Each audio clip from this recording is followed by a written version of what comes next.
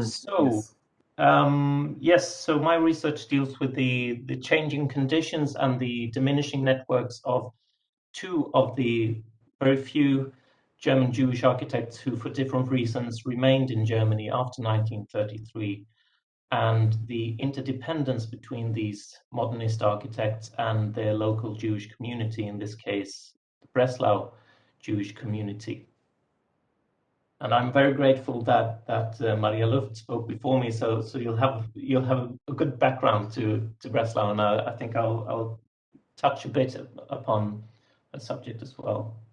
So the three main protagonists in my research are the brothers Albert in the middle, Albert Hadda, his brother Moritz Hadda, and the Breslau Jewish community.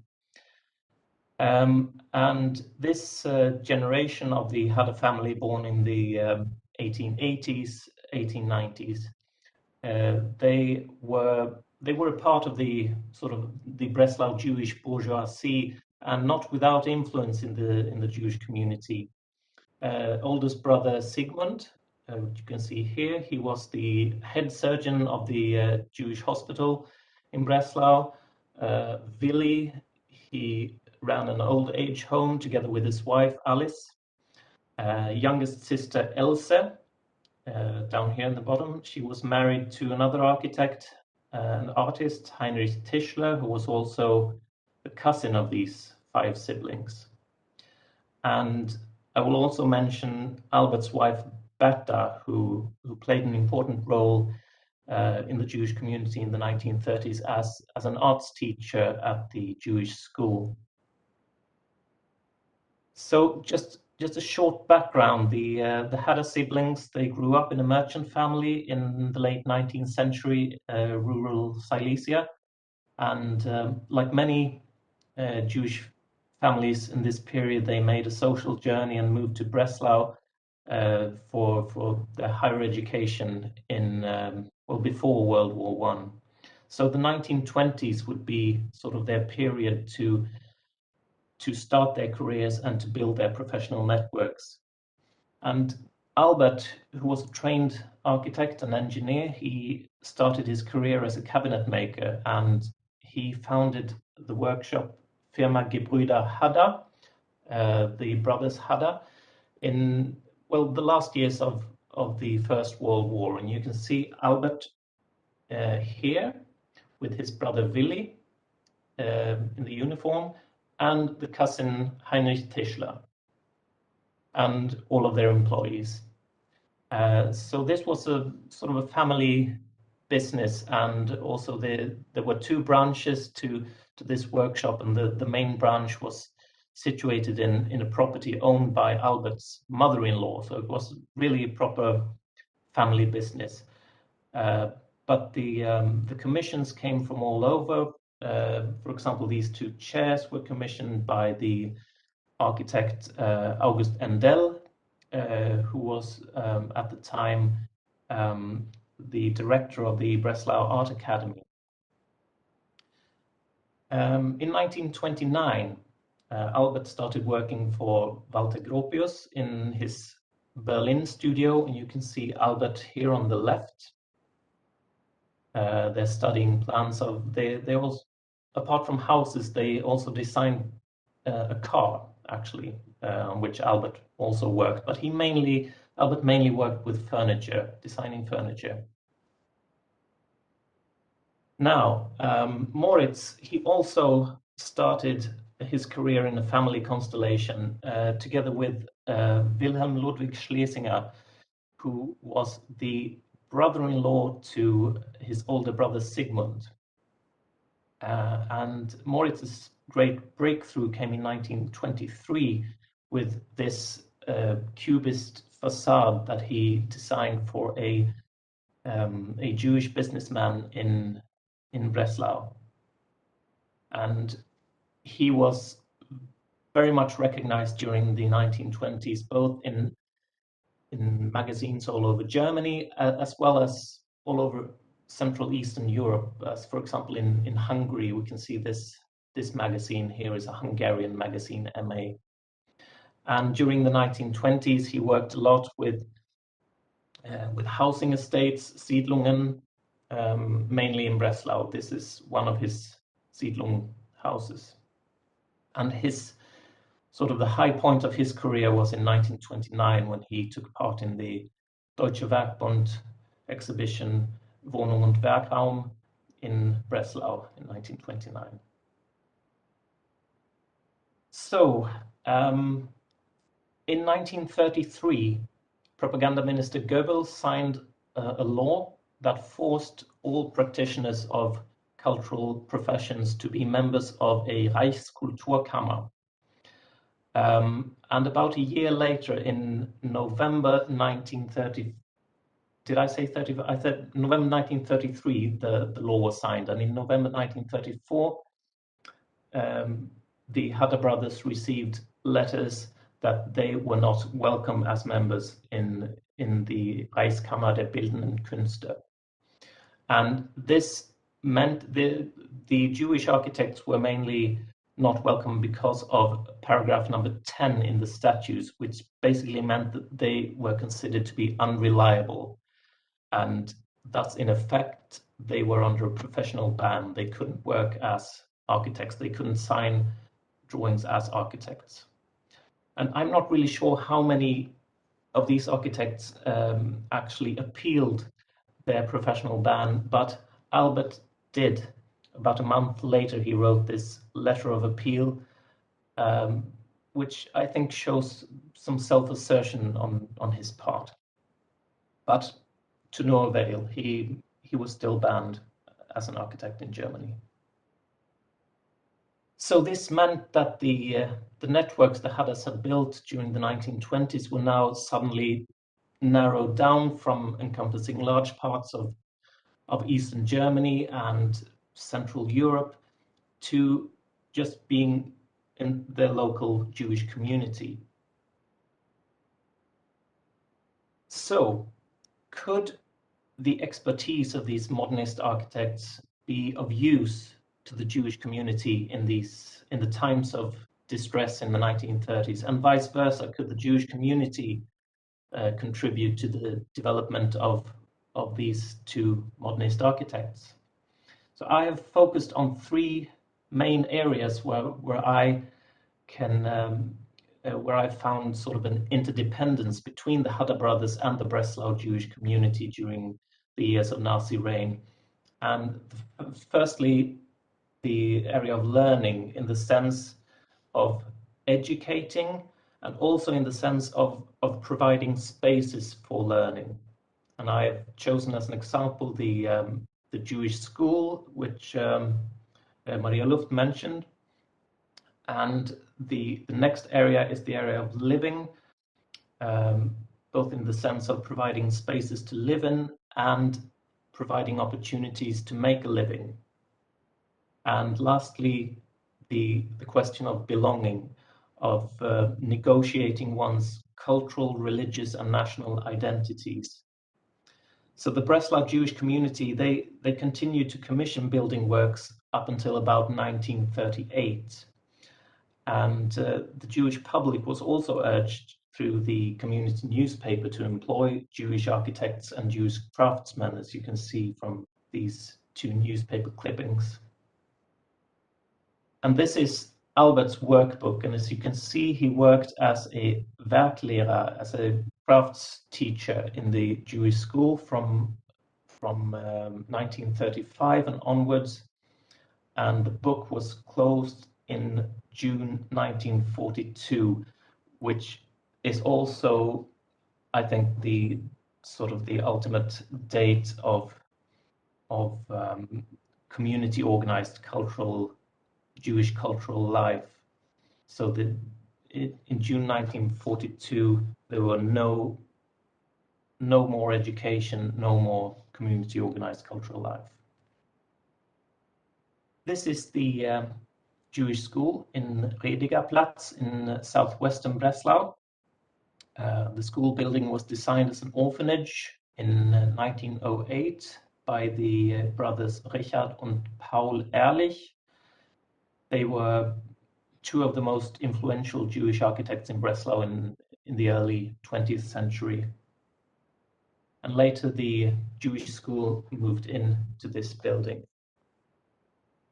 And after 1933, the number of students in the school increased rapidly as the parents took their kids out of public schools. And the Jewish School Association, they had suffered very much from the depression, and the unemployment within the community was very high. So parents and friends of the school, they got together to donate money for the improvement of the school building.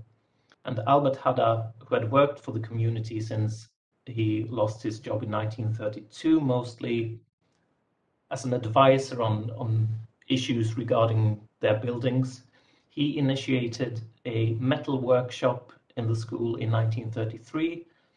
And the next year, in 1934, the school established a wood workshop.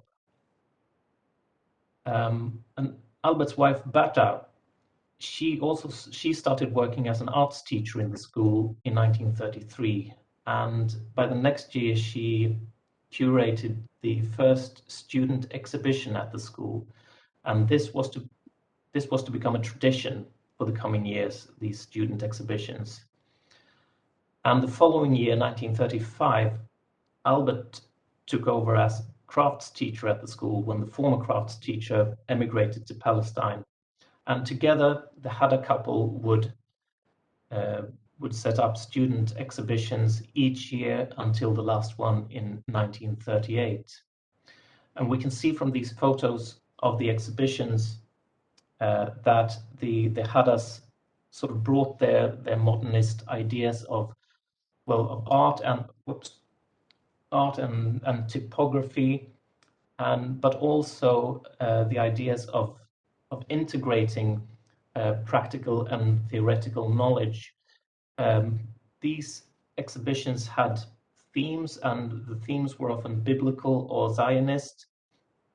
And you can see that also that the integration of theoretical and practical subjects such as statistics, social sciences, and also engineering, as in the case of these kites that were built in 1936 and used in Sports Day the same year. But this practical education of German Jewish youth was also sort of this highlights sort of a rift in the community over the purpose of the practical education of the Jewish youth. Would it serve the German Jewish community, or were they just preparing to leave for Palestine, for Eretz Israel? And the education was not limited to the youth. As a response to the high unemployment I mentioned earlier among Breslau Jews in the beginning of the 1930s, Albert initiated theoretical and practical courses in crafts in 1934 for Jews who wanted to educate themselves in practical professions. So these courses, they were basically illegal until 1936, when the city officials allowed them, but only on the premise that the participants could show plans of emigration. So the courses after 1936 were effectively only for immigrants, which sort of met with mixed feelings from the community. And as I mentioned, the Jewish school building needed some adjustments to fit the growing number of students, and Albert led building works in the school up until 1938. For example, all the windows were renovated and the number of toilets increased in 1934. In 1936, as you can see on the right-hand side, the entrance was rebuilt, as well as the main stairwell and some of the classrooms. But the biggest change was the conversion of the attic to an auditorium over here and an art studio over here. And you can see the auditorium in this image here. This is before the rebuild, and this is after the rebuild. And we have a lot of material about the building works in the school during this period. So, and these building works were very important for the Jewish community, because apart from facilitating learning and modernizing the school building, the building works also created work opportunities for Jewish contractors, who in turn could employ apprentices from these crafts courses that I mentioned. Which brings us to the issue of making a living. This is Moritz Hadda's last big commission, the Julius und Paul Österreicher Stiftung block of flats in Rohnstraße, Kürassierstraße. The Julius und Paul Österreicher Stiftung was a foundation, an independent Jewish foundation that was founded in 1912 for the purpose of building an orphanage. But the First World War and the subsequent inflation put a stop to the plans, and the building plans were only revived in 1931.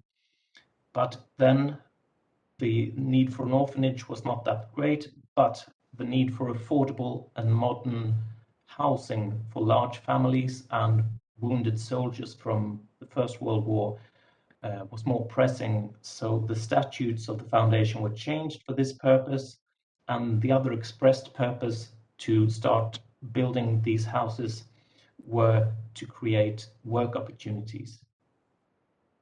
So the corner plot Kürassierstraße, Rohnstraße had been acquired already in 1914, and the first part of the build, you can see here on the right-hand side, was built in 1935 to the plans of Richard and Paul Ehrlich.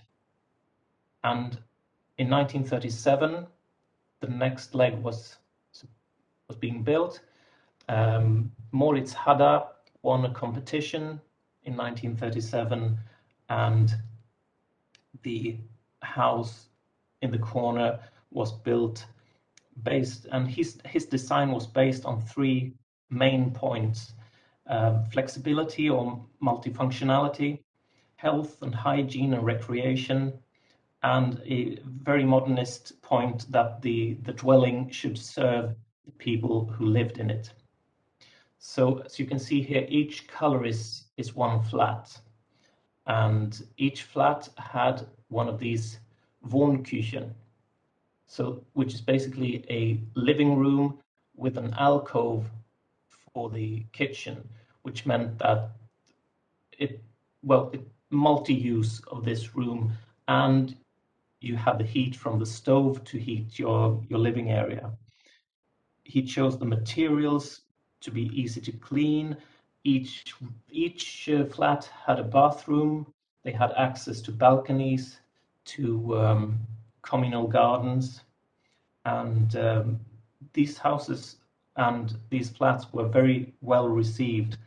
And this was 1 year before the discussion of the Judenhäuser, and it sort of created a discussion in the community council of the risk of creating a ghetto in this area by building these cheap flats, so many of these cheap flats in one place.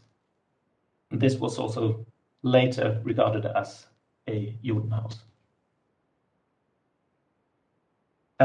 So to simplify the differences in Moritz and Albert's approach to their roles as architects serving the Jewish community in the 1930s, I would say that Albert focused more on trying to give people an opportunity to start afresh, and maybe to leave Germany, while Moritz wanted to build a strong German Jewish society in Germany. And Albert used his skill as a cabinet maker to design furniture for immigrants during the 1930s. And his designs were supposed to be easy to transport. They were supposed to be flexible. People emigrating to Palestine would transport their furniture on camelback, and they would place them on uneven surfaces. So some of the tables would be made with adjustable legs, and some, like this one, with metal-clad legs to resist insect attacks and vermin attacks. Albert himself, he prepared to emigrate as early as 1933, and he made a few reconnaissance trips to Palestine in the 1930s, but the plans were never realized. And even Moritz prepared to emigrate in the late 1930s, and he volunteered, as we can see here, he volunteered on a list of about 300 Breslau Jews of, quote, good character, end quote, to form a sort of model society somewhere in America. These plans were also never realized. And this brings me to my last point, which is belonging. And as the 1930s progressed, the issue of negotiating one's social and cultural and religious national identities, they became more important. And I won't go into depth on the Neue Synagogue. You will hear more about that building from our next speaker. It was the liberal synagogue in Breslau and designed by Edwin Oppler in the 1860s. However, the renovation of this synagogue was carried out in 1935. It was headed by Moritz Hadda in collaboration with Richard Ehrlich. The interior color scheme was decided in a competition which was won by Heinrich Tischler, a competition in which Albert Hadda also participated and got recognition. So you can see in these projects we have sort of the same small group of architects leading community building works throughout the Nazi period. And Moritz Hadda's own words in the community newspaper are quite clear about his view on cultural and national identity. He emphasizes agency in German Jewry. He says that the German Jewry is facing the task of creating their own culture. First sentence here is, das deutsche Judentum steht vor der Aufgabe, sich eine eigene Kultur zu geben, das heißt leben, denken, handeln und schaffen, nach eigenen Gesetzen zu formen und geistige und künstlerische Werte hervorzubringen, die seiner Eigenart entstammen. So Moritz's view is that in order for Jews to be accepted in a German anti-Semitic society, they needed to show the majority society that German Jewish culture, and that's German Jewish culture, not East Jewish culture, but German Jewish culture, had the same sort of high standing as the German majority culture. And this synagogue renovation would, in his mind, be sort of a display case for modern German Jewry, and thus get German Jews accepted in German society. And as we can see in Albert's workbook, the Jewish community had to let him go in June 1942. And this was also the definite end to all education and all public Jewish cultural life in Breslau. A year before that, in November 1941, Moritz had been stripped of all his belongings and deported and murdered on the first transport from Breslau. And Albert remained in forced labor in Breslau until 1944, when he was sent to a labor camp from where he later escaped in 1945.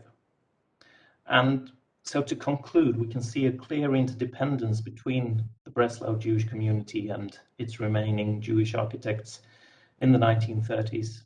The community facilitated working opportunities, and the architects brought their ideas on living conditions and education and sort of German Jewish identity to the built environment. And the work of Albert and Moritz Hadda and their social activism also shines a light on some of the more difficult and dividing questions within the community at the time. The questions about staying or leaving, questions about cultural and national identity, questions about the past, present, or the future.